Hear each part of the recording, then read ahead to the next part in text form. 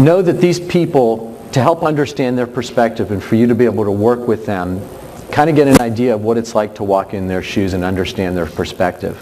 These national facility managers are managing, it might be 100 locations, it might be 3,200 locations. At Gap we had 3,200 between Gap, Banana, and Old Navy. That they're not just doing snow and ice or landscaping, they're typically managing almost every trade. That's a clogged toilet, that's a broken air conditioner, that's even a cabinet door that falls off a cabinet behind the cash wrap. So realize that often they're processing sometimes thousands of work orders and thousands of requests and items a month. It's kind of a perspective to help you understand where they're coming from. With that in mind, snow is usually not a high urgency, not a high ticket item for them, except of course if it's snowing and it's in the middle of the season. They manage a lot by urgency. What's on the plate, what's happening right now, what needs my attention. So if you're trying to get an audience with them, you're trying to talk to them, engage them in a dialogue in the middle of the summer, understand it might be kind of difficult. It's not a high priority for them at the moment unless management is driving some issues, and just trying to keeping things in perspective.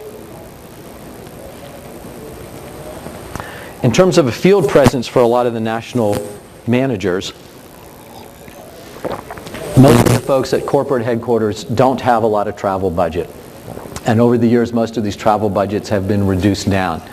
It's always very valuable to go out in the field, visit the stores, visit your contractors, see what's happening, do inspections. But often in the corporate national companies, the facility managers aren't going to have the time or aren't going to have the budget to go out and be in the field and meet with you and understand what's going on. Regional people, it's a little different. Obviously, they're closer, and it's usually more built into their job description that they're going to be out there in the field, they're going to be visiting the stores. There's a better chance that you're going to run into them actually in the locations. Something to understand also about how a facility manager's performance is measured.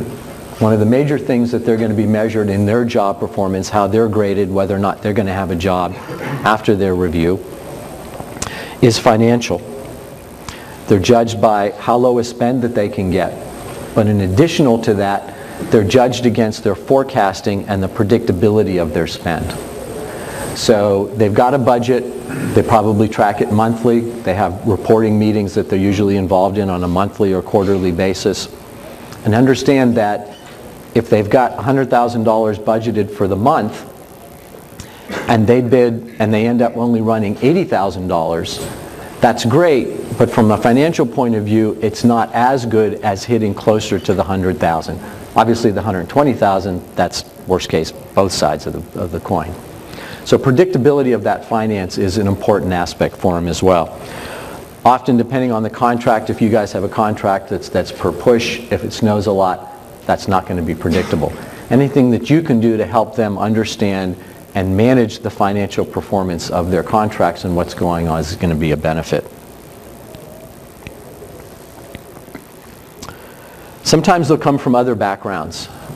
More often than not, the facility managers at corporate headquarters might have some general contracting background. They might have some of the more technical trades, air conditioning background, maybe electrical. But more often than not, you're going to find somebody that has absolutely no background, a purchasing background, or a generalist kind of operational background. So again, as you work with these folks, understand that there's a part of educating them and working with them, making them remember that they are the most important people that they think they are, because we all think that way at times, and helping them understand that. They're going to look to you to be the experts. They're going to look to you to know what to do, what chemicals to use, how to execute the services, what are the best ways to go about it. So make sure that you're providing that information for them.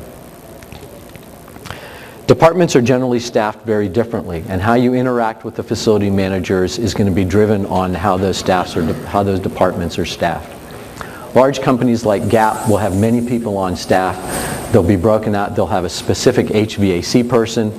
He's got the training, he's got the background, that's all he's responsible.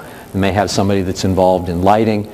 You've got a broad base of people in the department with very specific responsibilities. It's divided up.